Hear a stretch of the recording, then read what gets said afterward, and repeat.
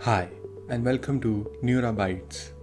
My name is Navjinder Virdee, and in this lesson, we are going to learn about our first data structure, linked list.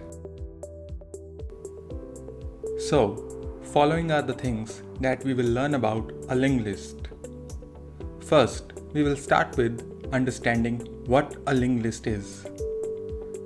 Next, we will learn about some basic operations involved in a linked list, such as how to insert elements in a linked list, then how to traverse a linked list, third, how to delete elements from a linked list, and how to find elements in a linked list.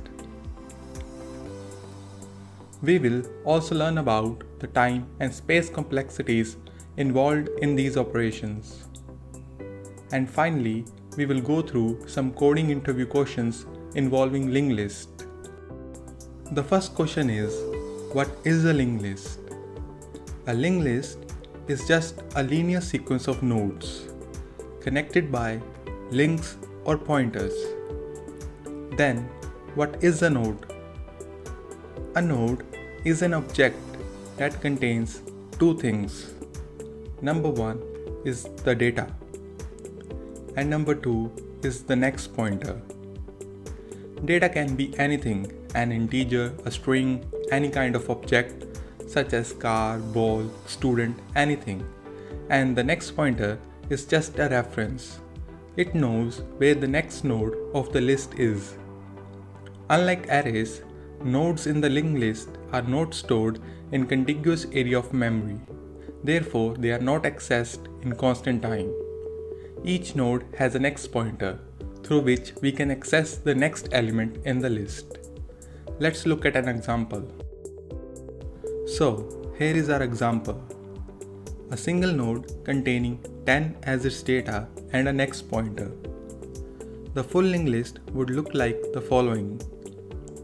Head is just reference to the first node of the linked list, which in our case is 10. Only using head, we are able to access the list. Then, through node 10, we can access the node 20 and so on. The last and the final node always point to the null or none to indicate the end of the list. So here's what a linked list is. Let us code the node class now.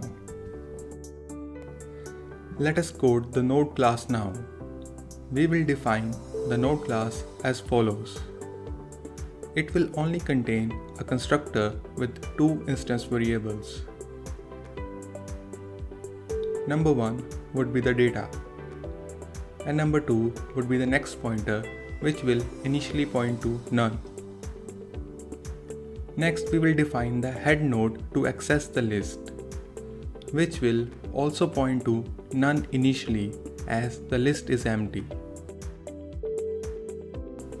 Thank you for watching.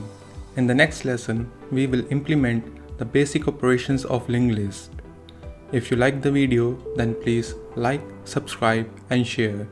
And I'll see you in the next lesson.